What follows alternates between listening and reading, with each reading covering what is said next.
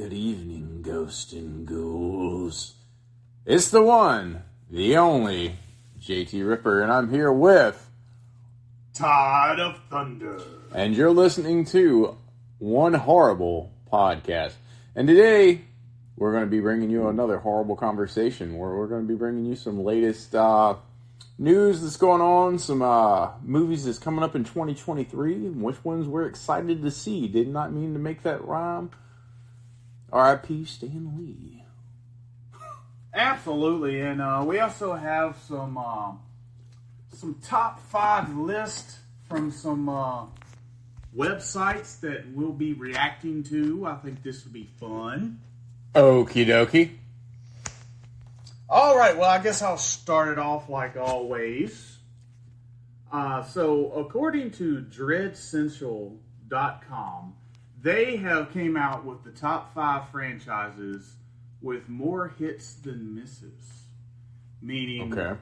I guess what they mean is it's way more good movies than bad movies in these franchises. Okay. And number 5 on their list is Final Destination. I agree with that. It's actually a solid series. Yeah, there's definitely some better than others, but I don't think that there's actually a stinker in the group. I think they're all fun movies. If I had to pick my absolute favorite one, I would say Part 2 is probably my favorite, followed by probably the original. Yeah, Part 2 is the one with the logs, right? The one that scared the shit out of everybody? Or was that Part 3? I believe that is Part 2. That's Part 2 is the one where at the end the explosion happens and that dude's fucking arm yeah. barbecue. Yeah. Ah! So their number 4 on their list is the Child's Play series. And, you know, thinking on it, I really only dislike one movie. Yeah, one which movie. Which is Seed of Chucky. The rest of them go from, like, great to pretty good. Yeah, I mean, I agree with that. It's not a lot of stinkers in that franchise. You know, the worst is Seed of Chucky, but the rest are pretty entertaining. Yes, I would agree. Number 3 on their list is actually Phantasm. Never really thought about it, but it's not a Phantasm movie I fucking hate. No, I would say the first 3 definitely are like real solid movies. 4 and the last one they came out with, they wasn't that great, but they were passable. They were not like, oh my god, this sucks ass. Like later Chucky movies. Yeah. No. The later Chucky movies are passable. Oh, you mean passable? Oh, I thought you meant the suck ass part. No! Anywho, their number 2 on this list is the Evil Dead franchise. Yeah. They're all solid movies. Yeah, I like the remake even though people hate it. I would second that. I like all 4 of the movies, and I'm looking forward to the new one coming out this year. Yep. And their number 1 is the Scream franchise. Ooh. That's... Thinking about it, yeah, I like all the Scream movies. I do too. There's certainly ones that get better reviews. 2's weaker than the rest. You know, it's funny because when 2 came out, I remember back in the day not being too keen on 2. Like, I liked it, but I was like, you know, it can't really hold a candle to the first one. And as the franchise went on, 3, 4, and the new one came out, that still holds true, that the first Scream is still the best out of all of them. But, like you said, 2 might be a little weaker, but it's still watchable. It's still fun to watch. Oh, it's still a great movie. It's just, I think that the killers, like, revealing it was kind of, like, too on the nose. I think that's the awesome thing about Scream. Yeah, I mean, this transfers quite well over because the Scream franchise is basically we know who's doing the killing. We just want to know who it is under the mask. Right. So it's a mystery, right? Yep. So the mysteries. My next little category is from Collider.com, and they have listed their top 5 must-see Giallo films. Okay. And I like if you where don't this know is going. What a Giallo film is, it's an Italian murder mystery film is what it is. We will elaborate on that in further episodes. We'll do our top 5 or top 10 favorite Giallo films. But right now, we're going to react to what they had on the list. So starting off at number 5 is actually a movie that I have never seen, but it came out in 1971, and Lucio Fulci directed it. I don't know if I say that right, but that's the way I say it. If you don't like it, suck it.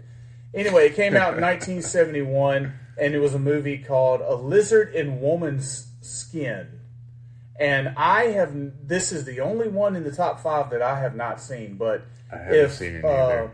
If Felicio, however you say his name, if he's the one that directs it, I want to see it because I'm a bigger fan of his than I even am, Argento. And Argento is like the man in Italian cinema. But yeah, I think we should watch it and review it. Yeah. Number 4 is from 1971, and it was directed by Mario Brava, and it's A Bay of Blood, a.k.a. Twitch of the Deaf Nerve. For those trying to look it up and can't find it, type in either Bay of Blood, I think that's the North American title, and Twitch of the Deaf Nerve is international title. I have seen that, and it's... Yep. I love that movie. That movie is the... It really is the early slasher film.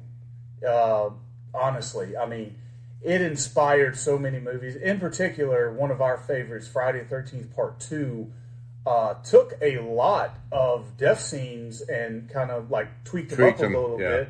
But we're definitely inspired by Twitch of the Death Nerve, Bay of Blood. Very dark, gritty slasher. Number 3, another Fulci film. This one from 1972, Don't Torture a Duckling. Yeah, one of our buddies' favorite movies. Yeah, one of our buddies' favorite movies. This movie, a little bit more disturbing than the rest of the films yes. on the list. Yeah. Because, I mean, it's basically about a serial killer going around killing young boys in this small, like, little town or whatever. And, it's got some pretty disturbing, disgusting scenes in it. I like it. Number 2 is a movie from Dario Argento, and it's from 1975. And spoiler alert, this is my favorite Giallo film of all time, and it's Deep Red. Oh God, such a fucking amazing movie! I love that movie so much. Yeah, this is my favorite Giallo film. This is my favorite Argento film. This is like the perfect whodunit mystery. Everything that a Giallo film is known for, the beautiful cinematography, what I like to call beautiful chaos. It's like all this like nasty gore stuff, but in a way it's presented to the screen where it catches your eye to almost like, it's pretty. You know what I mean? It's rare, very, very strange. Well, that's the thing with them. They found the beauty in death with a lot of your Giallo films. Like how vibrant Suspiria is. It's just beautiful. It's like watching Picasso paint. You know what I mean? Yeah. And number 1 on their list is by Dario Argento. And it's not Suspiria, but it's 1982's Tin Beret. I haven't seen that. Oh, God, you need to watch that.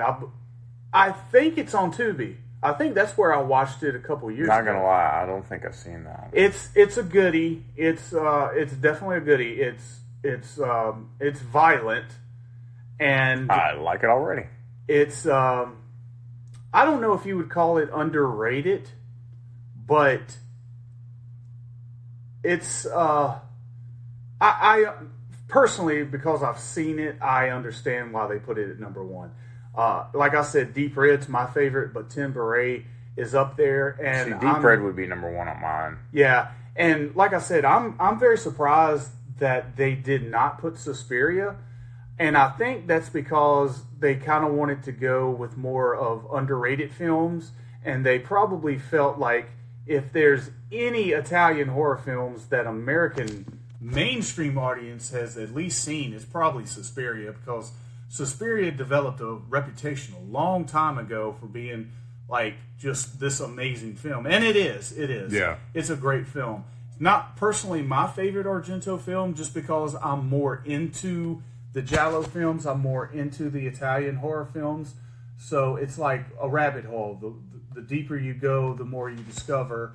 And, but Tim Beret is definitely there. And I would definitely watch that. I feel kind of stupid that I haven't seen it now. Yeah. Also, if I'm not mistaken, I could be wrong, but I believe Bloody Moon is on Tubi as well. I'm not sure. But, I mean, Tubi is the place to go. Yeah, I can't remember if I watched that on the Fire Stick or if I watched it on Tubi. I just can't remember. I might have watched Tim Beret on the Fire Stick. I might be telling you wrong, but definitely, when we get finished, you can go up there and at least see. I know for sure the New York Ripper's on there. So. Oh, yeah. I've seen that one. You want me to jump into mine, or you want to keep going? Well, I just have a few more things to talk about.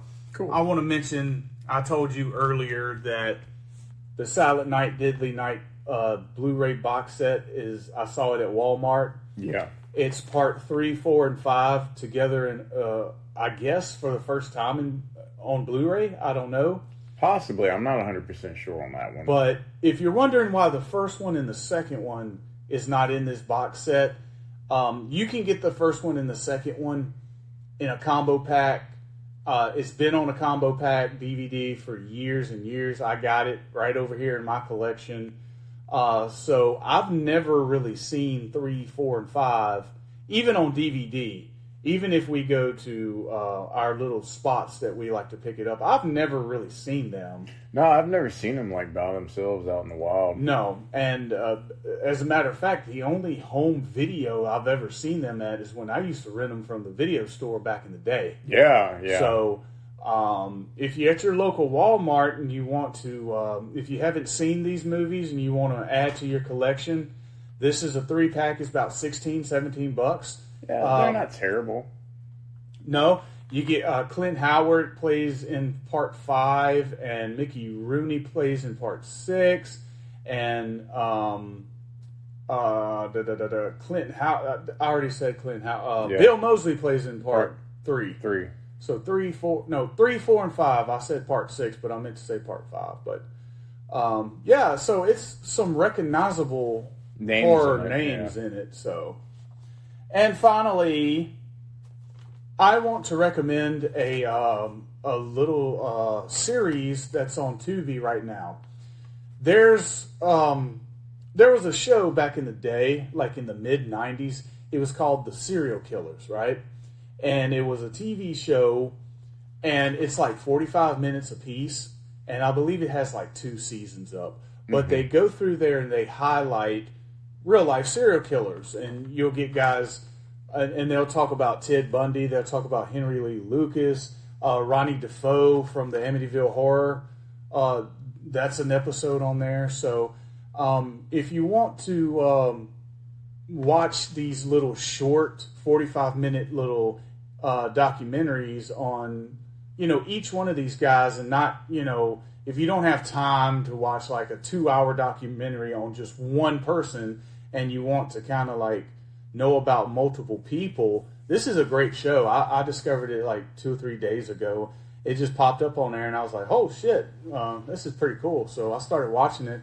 I watched the Henry Lee Lucas episode, and obviously it doesn't tell you everything that some of these guys have done, Of course, it's only 45 minutes. Some of these guys have a fucking 20-year history of fucking killing folks. Yeah, it's hard to cram in, like, you know, a serial killer that was out there for years into 45 minutes. And you're going to leave out something. And from a person who loves to watch true crime and documentaries that pretty much knows a lot about these folks anyway, I would say from my point of view that they give you a lot in 45 minutes that other documentaries kind of stretch out. So. Well, that's the... See, I haven't watched this, but I'm going to watch this now. But the great thing is, if you find somebody that catches your interest, 9 times out of 10, there's a full documentary series or show or something about this serial killer, guaranteed. Yeah, and the fact that this is a series and it's different ones for each one makes it even more... And the thing that I really liked about this, like I said, this was from the mid-'90s, so I wasn't expecting much from it. Because documentaries today tend to be more informative because we have more information on these people.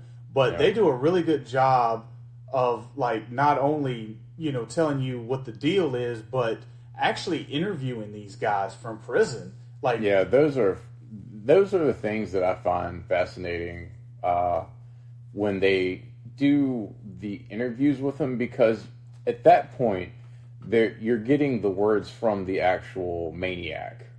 It's not, you know, he said this, you know, somebody telling you that he said it. You're listening to this person that is batshit bananas tell you why they're batshit bananas. Yeah, and most of them can, you can tell why most of them, it took so long to catch them, because most of them can blend in and seem very, very normal. Very much so. And what we know today, like the signs to look out for, excuse me, we can definitely see it. But at that point in time, you know, not everybody knew what the signs were for, you know, a serial killer. They thought, oh, this person has killed 20 women. He must be totally fucking insane. Can't function in society. Total outcast. No, They blend in. I mean, they should have learned when Alfred Hitchcock made Psycho back in 1960. The whole point of that movie was the person that is the psycho is the person that you don't expect. Exactly, and it's true. It's very true. You know, it goes back to the old George Carlin joke when he said, you know, it's the quiet ones you gotta watch, and he says, well, you know, you watch a quiet one, and I guarantee you a noisy one over here will fucking kill you. So, you know, true, not all stereotypes fit serial killers. I mean, it's a reason why this is just called a profile. It's not definitive, but some of them share similarities, and some of them go through life and they're fucking deacons at their church.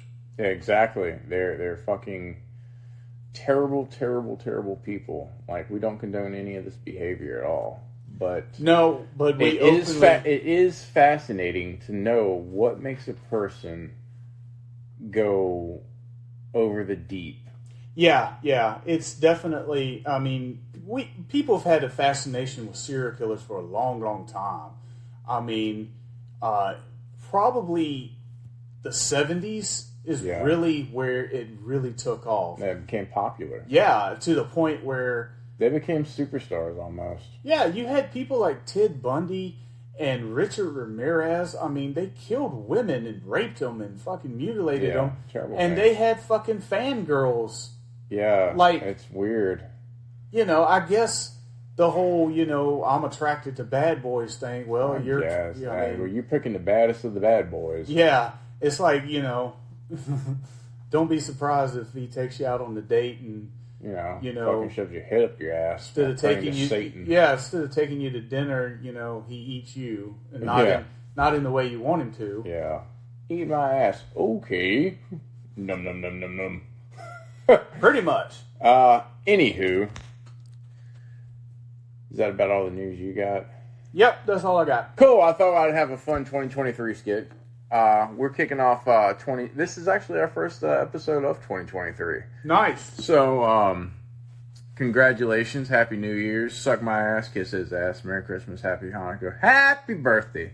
So I'm gonna give you some titles that are coming out in 2023, and you let me know which one you might be excited to see, or some that you would like to elaborate on. Okay. You ready? Okay. We have a new Insidious movie coming. Okay, I'm looking forward to it. Okay. Mega 2, the Big Shark movie. Oh, the Meg too. Cool. Yeah. Cool. I CGI in the first one, but it was an entertaining movie for what it was. Whatever. Yeah, it was all right. The Strangers, which I'm pretty sure is going to be in that universe. I'm thinking the Strangers, the Stranger Strangers universe. I think so. I'm not sure. The second one was okay. The first one was really fucking good. So. Oh, they had that horrific line. Why did you do that? Because you were home. Yeah, that was which good. Nobody wants to fucking hear. Like that. Oh, it gives me chills just talking about it. Fear. We have a movie called Fear. I don't know much about it. Shelby Oaks. Okay. I don't know too much about that. Winnie the Pooh. Blood and Honey. Blood and Honey. Salem's Lot.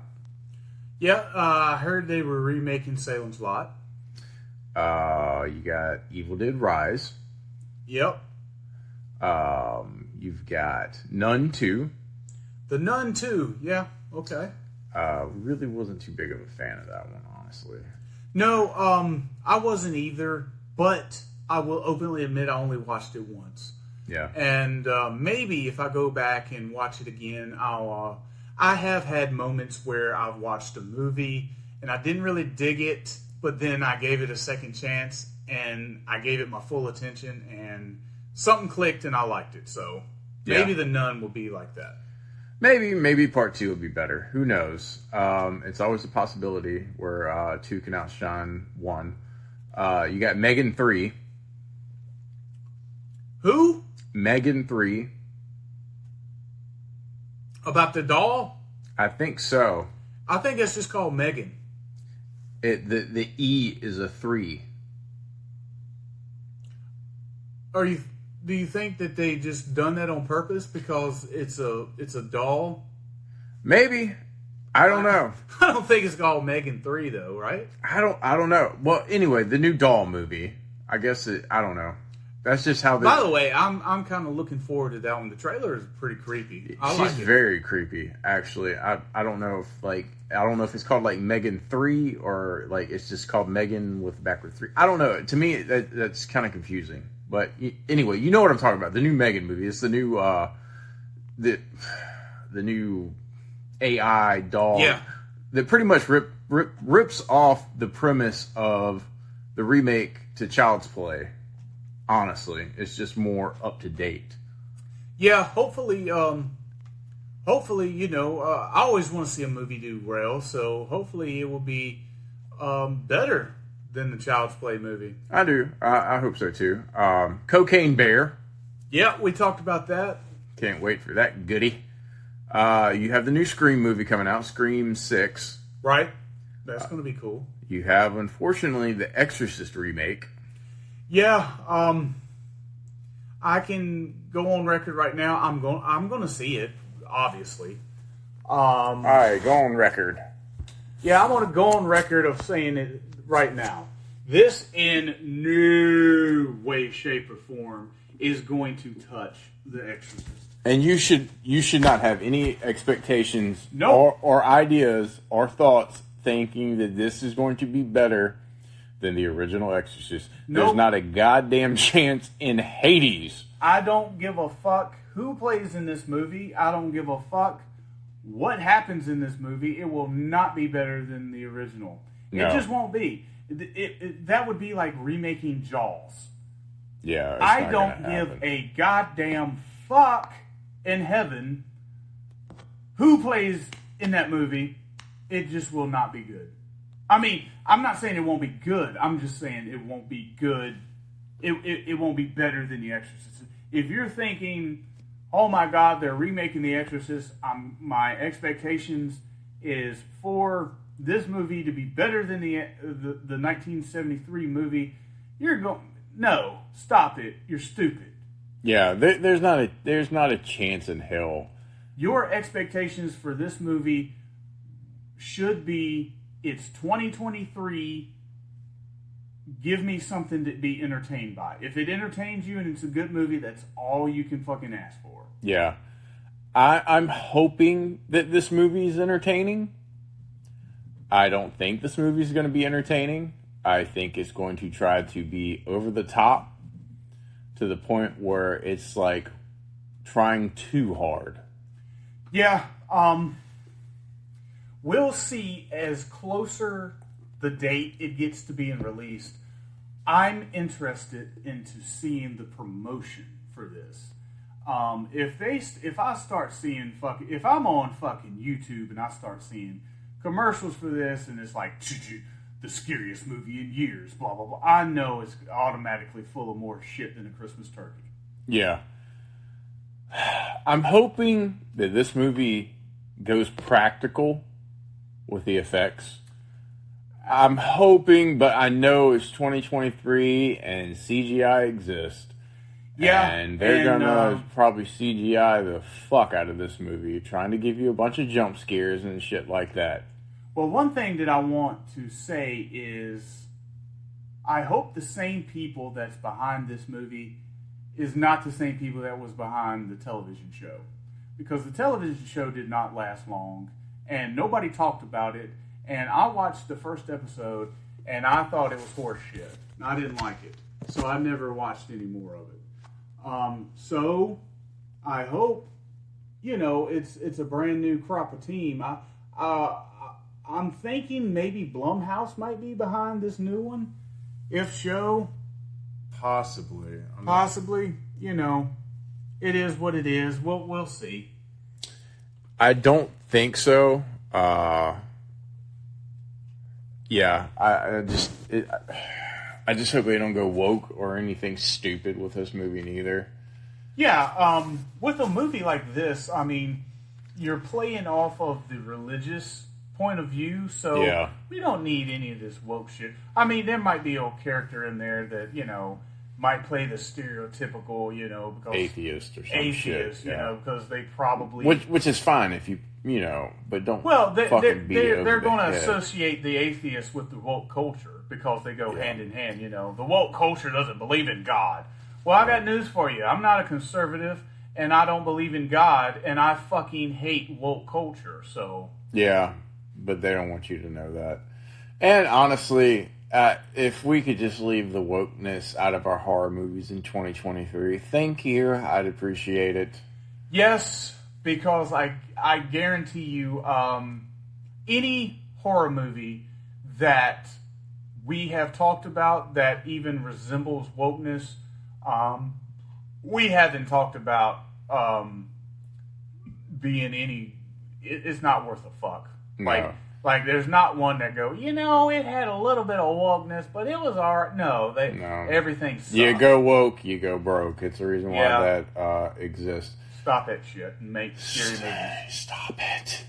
Anyway, kind of, I don't know how I feel about this next one. Knock at the Cabin with Dave Bautista. I saw images of that, and I saw a little bit of the trailer. It's a gay couple that have their child out in a cabin in the woods on a vacation, and then that's when shit goes awry. Yeah. I don't care about the gay couple and shit like that, but don't make it like...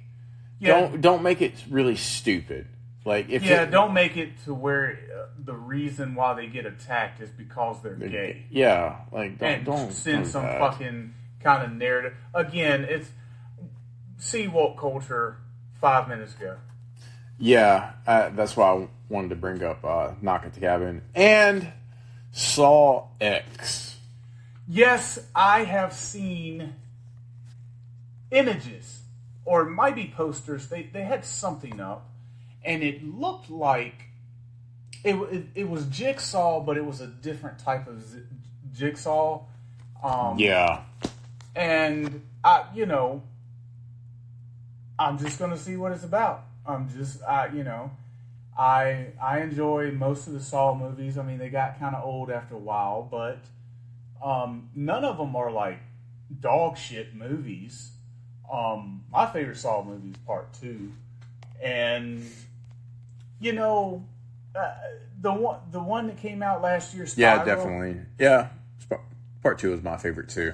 Yeah, Spiral. It was okay. It was okay. Yeah, it was unnecessary. Yeah, that was my problem with it. Like, it wasn't needed. Nobody asked for it. Like, I appreciate Chris Rock actually trying to be serious, but he wasn't the right man for the role.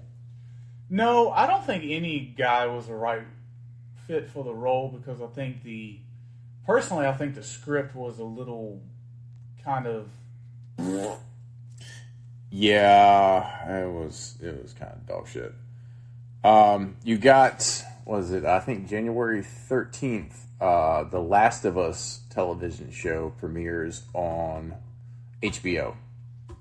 Yes, I've been seeing trailers for this. People have been talking. The critics have been giving it, decent reviews, but I don't take any of that seriously until the fucking show comes out and we can watch it. Yeah, well, see, I'm more of the game person in this heterosexual couple. I have played The Last of Us multiple times. It's probably one of my... Is it a zombie movie? It's a different take. Is it a zombie show? Yeah. Yeah. Is it a zombie game? For the most part, yeah. Fuck it. But it's different. It's not your typical zombies. Is it like 28 weeks later? No. They're not see you and aggressive. Do they chase you? If they hear you. Do they bite you? If they catch you. Do you turn into them if they bite you? You do turn into them. It's a zombie movie. Yes, but it's based off of actual living disease. I'm going to give it a chance. I'm not shitting all over it, but I am like, shitting. It's an actual living virus. I am shitting on the whole zombie thing, because the past 10 years, it's been zombie this, zombie that, fucking... Yeah, well, this game isn't new, though. I mean, this game's been out for a hot minute. Like, it came out when the PlayStation 3 was around. Well, I guess they were waiting for it to catch on to get somebody to invest in making it a movie or show or whatever. Yeah. What's his name was supposed to do it as a movie originally, but they didn't find it very interesting. So they HBO finally picked it up, and the thing is this actual virus between like bugs and stuff, that when you get bit, you turn into this like fungi. And I don't mean a fun guy, I mean fungi.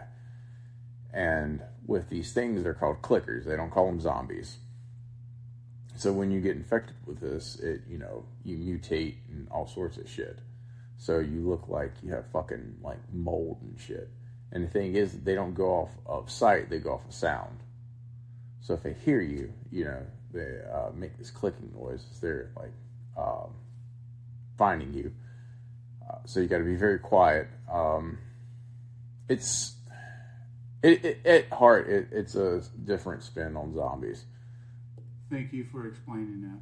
You're welcome. But it was a fantastic game, though. It's a very good storyline. You're a piece of shit. This is at the end of the fucking podcast, man. Let's have some fun. You're fucking explain what was painful. It was like an Undertaker fucking interview. Wrong. From 95. This was wrong podcast. Mankind. Jesus Christ! I gotta slow it down because you're a fucking idiot. No, I mean I'll check it out. You know the show is like, they've done a very good job at casting because they look like the characters in the game, and you have the guy that played in the Mandalorian, this Joel in the show. No, I don't watch any of that shit. Well, Mandalorian was actually really fun. Really, really good watch. But that's for another day and another podcast. But it's going to be fun. I think it's going to be a good television show. Well, good. I'm glad. I'm going to watch it. I know that you game dudes like when they keep close to the source material. So yeah, that's the problem. They don't ever keep close to the source material. That's why they fucking suck. So if they stay close to the source material, you've got fucking a Emmy Award winning show here. But I don't think they're gonna. I think they'll fucking fray off at some point. They'll probably keep close to it and then fucking go off the deep end like they did with the first Resident Evil movie, which they can't get it right. Just fucking copy and paste. It's fucking simple. Well, speaking of the Resident Evil movies, I personally think that the made-up shit from the Resident Evil movies, like with Maya, what's her name? Maya, hello? I'm trying to think of her name. What's her name? Malkovich. Is that her name? Multipass. Right. Actually, I think her made-up story is probably the best thing that ever happened to the Resident Evil movies. And the reason why I think that is because if they try to make it original to the source material, they wouldn't have been able to pull it off, and it wouldn't have been a successful franchise. Because people would have been like, this fucking sucks. Yeah. So I think actually making up her story was probably the best that they probably could do, because, like I said, if they would have made, I don't think that they could have made it as good as the games are anyway. I mean, that's just a different take for me. I get that, and you're wrong, because all you had to do was keep it basic, to the point, and follow the script of the game. You can maybe take some liberties in there, and it would be a great zombie movie. But no, they had to go fucking weird with it. They're not really zombies. It's a virus. They're your typical zombies. It's different, like The Last of Us. I pray to God you hit and break your toe on something very hard. What else you got for us? That's about all I got this week. Not too much coming. I can't. You bought the new Terrifier 2 Blu-ray. Oh yeah. If you are looking for Terrifier 2 on Steelbook, Walmart.com. That's where I got mine from. I think it was like pretty fucking cheap. I think it was like $12, free shipping too. Nice. And it looks great. The Steelbook looks great. Great images, your iconic images from that movie. And of course, Terrifier 2. I mean, what else can I say? It's one of the top, 2022 movies. And ain't it free right now? Is it free right now? No, Terrifier on Tubi's free for you to watch. I know All Hallows Eve and the first Terrifier. I don't think they... Yeah. Don't be a cheap ass. Just buy Terrifier 2 and watch it. You won't regret. Rent it. Fuck it. I mean, it's only like $2 to rent. But yeah, that's pretty much all the news that I have for this week. I can't remember when Meg comes out. I think it's this month. I'm pretty sure it's this month. But anyway, when that comes out, we will definitely be watching and reviewing that. Those eyes in that fucking doll creep me out. Like how they've made the face for that movie really fucking creeps me out. Yeah. And I haven't been creeped out in a while. Not since Child's Play. Yeah, they're definitely playing off of the real life AI robots that they're making in the world today. So, yeah, I think it's going to be good. I think it'll actually be a good horror movie in January, because normally when your January horror movies come out, they're kind of dog shit.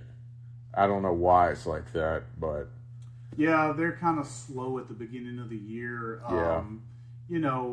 People gearing up for that summer blockbuster type of deal, because they know that's when I guess most people go to the theaters. I don't know. I would think that those middle months would be more because, you don't have nothing going on. Yeah. I assume that, in the summertime, people are taking vacation, and you would want to catch them to go to the theaters before they get planned up to go on vacation and shit. So that's just my thought. I don't know.